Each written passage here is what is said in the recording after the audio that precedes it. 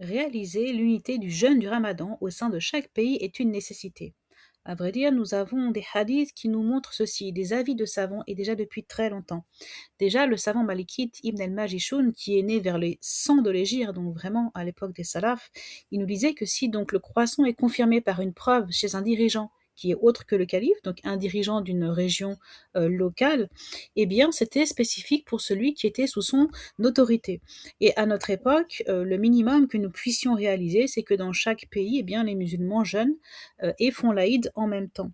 Et donc dans la Sunna, nous trouvons ce hadith rapporté chez At-Tirmidhi, rapporté par Abu Huraira, le jeûne est le jour où vous jeûnez, donc vous, l'ensemble des musulmans.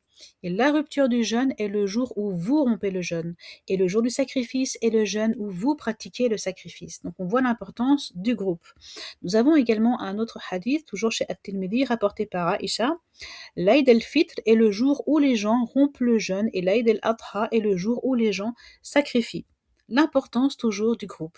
Et donc pour l'école malikite, nous pouvons aussi citer Ibn al-Najim rapportant des avis des éminents tabi'oun, donc les successeurs des compagnons, puisque en effet Al-Hassan, Ibn Sirin et Ata ont dit qu'on ne jeûne ce jour-là qu'avec l'imam. Donc l'imam ici, celui qui est le guide, le chef des musulmans, le garant de l'autorité sous lesquelles les musulmans font se réunir.